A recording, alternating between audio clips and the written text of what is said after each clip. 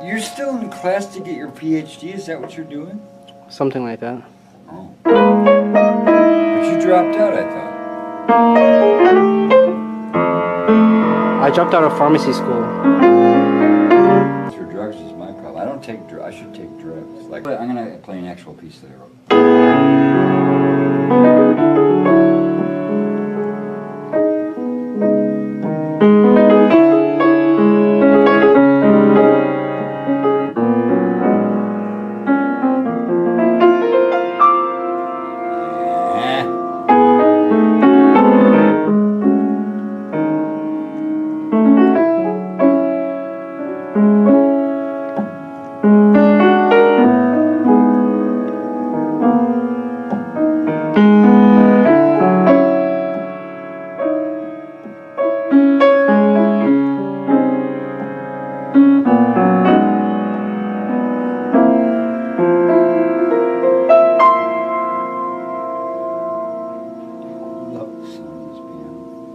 Thank you.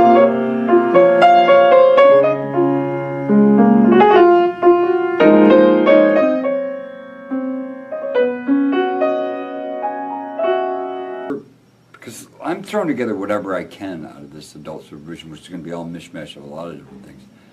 But what's the deal with your storyboard or A movie? film? You were going to do a movie? Yeah, I'm making a film about Athens. Are you really? Yes. Seriously. I thought it was more about...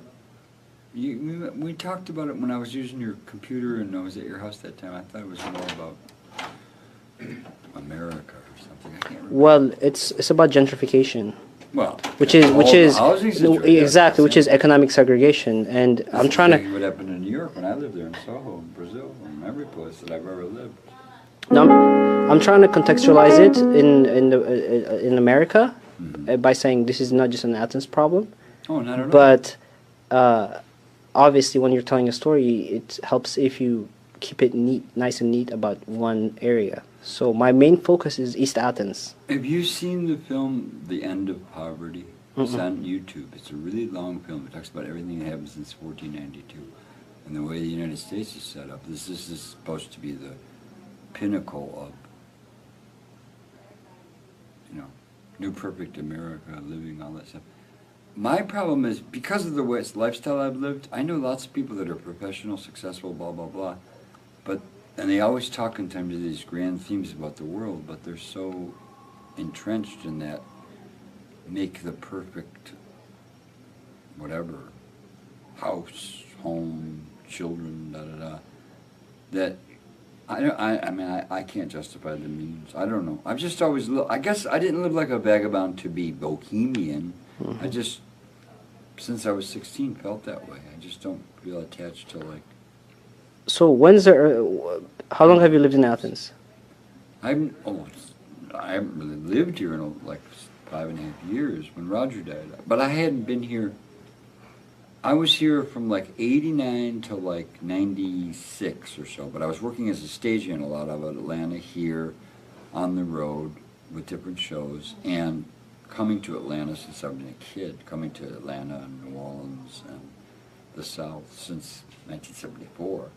But as far as living in Athens, actually living here, I didn't really move here. I came to see a girl from New Orleans.